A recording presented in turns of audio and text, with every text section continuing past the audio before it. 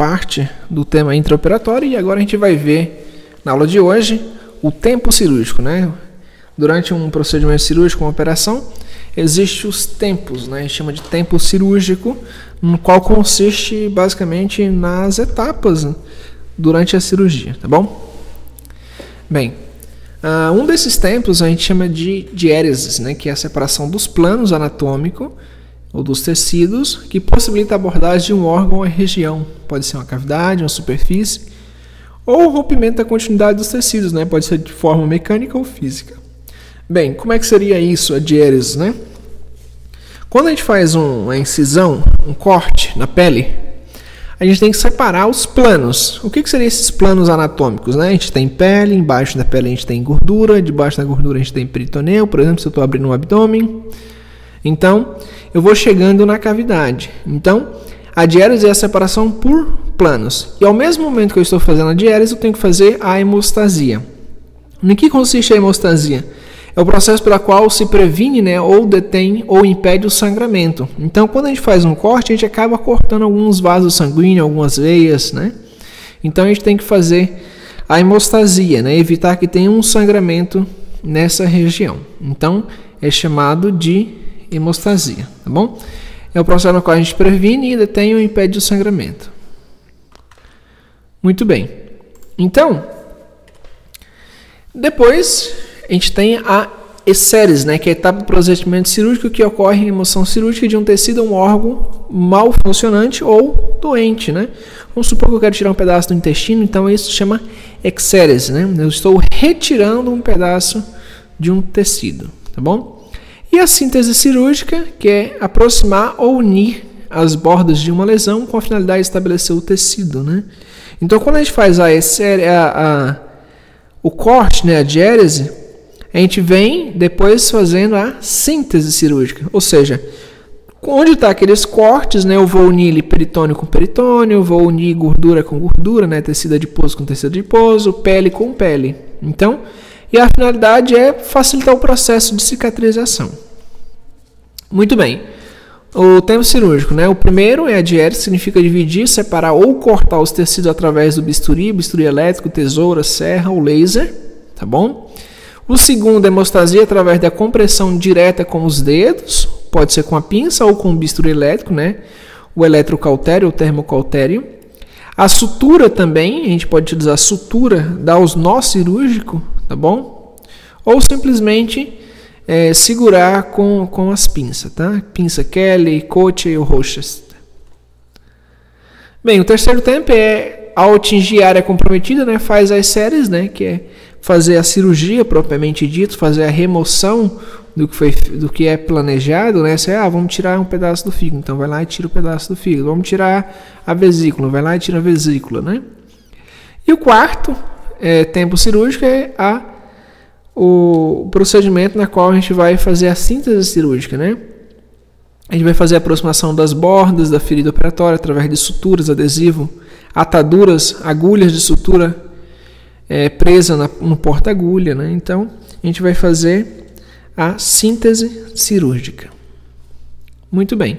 E na síntese cirúrgica a gente utiliza o quê? Fios, né? A gente utiliza fios com agulha, sem agulha, tá bom? Tem várias variações. A gente pode utilizar fios que são absorvíveis, fios sintéticos, não absorvíveis, fios naturais, tá bom? Então, existe uma gama de fios cirúrgicos que a gente utiliza.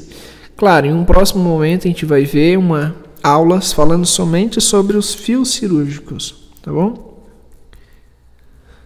Ok? Então, existe um tipo de fio indicado para cada área do corpo, ok? Então aqui a gente vê a aproximação por planos, né, que é a síntese cirúrgica. A gente vê aí fazendo a sutura, né? O bisturi elétrico, ele é um aparelho eletrônico, né, que tem a propriedade de transformar a corrente elétrica alternada comum em corrente elétrica de alta frequência, né, sem causar lesão orgânica nem uma excitação nervosa, né? Então, o bisturi elétrico, ele não somente ele corta, mas também como ele ajuda a fazer coagulação, ok? Finalidade do bisturi elétrico, né? Eletrocoagulação, dissecção, né? também. Então, ele vai fazer todos esses procedimentos. Cuidados na colocação da placa. Bem, o que seria essa placa? No aparelho de bisturi, a gente pode observar aqui que ele tem essa placa. Tem um aparelho, né, e tem essa placa luminosa aqui no lado esquerdo. Essa placa luminosa, geralmente a gente coloca silicone, álcool, para estar em contato com a pele. Geralmente a gente coloca na coxa do paciente, na nádega do paciente, embaixo, durante a cirurgia, em contato com a pele. É como se fosse um polo negativo, positivo. Imagina como se fosse aqueles aparelhos de solda, né, que tem que ter um positivo, um polo negativo, um polo positivo. Basicamente funciona nesse princípio eletrocautério, né? Essa placa aí, ela tem que ter muito bem posicionada em contato com a pele, porque se não tiver, muitas vezes ela pode acontecer algumas complicações, tá bom? Vamos colocar aqui, já viu aqui, algumas complicações, tá? A gente tem um gerador, a gente tem um cautério, tem um paciente e temos a placa dispersora, né? A gente coloca essa placa em contato com o paciente e o cuidado que a gente tem que ter é exatamente isso daqui, ó. Queimadura ali de 3º grau no sítio da placa dispersiva, tá? O que aconteceu? Não estava bem conectada e acabou lesionando o paciente, tá bom? Porque deu um choque muito grande e queimou ali, ó, no paciente, tá? Então, olha só, muito cuidado aí nas costelas do paciente, né? Queimadura na região do flanco, na mesa cirúrgica, com a exposição da parte metálica no cromado, acabou aí gerando essa queimadura, tá bom? Então esses são alguns cuidados, tá bom, na utilização. E além também os outros cuidados naturais que a gente tem que ter em relação ao indivíduo, né? Principalmente aí com relação à placa, tá bom? Sempre em relação à placa aí para não evitar a queimadura no paciente. Certo? Muito bem, então a gente viu hoje os tempos cirúrgicos, né, que se divide basicamente em 4, e alguns equipamentos, né, que a gente viu também na utilização aí dos tempos cirúrgicos. Numa próxima aula a gente vai falar sobre os fios cirúrgicos, tá?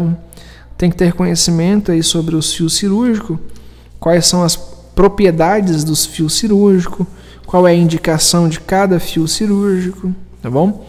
Mas fica para uma próxima aula. Espero vocês na próxima semana. Aproveitem o fim de semana e bons estudos.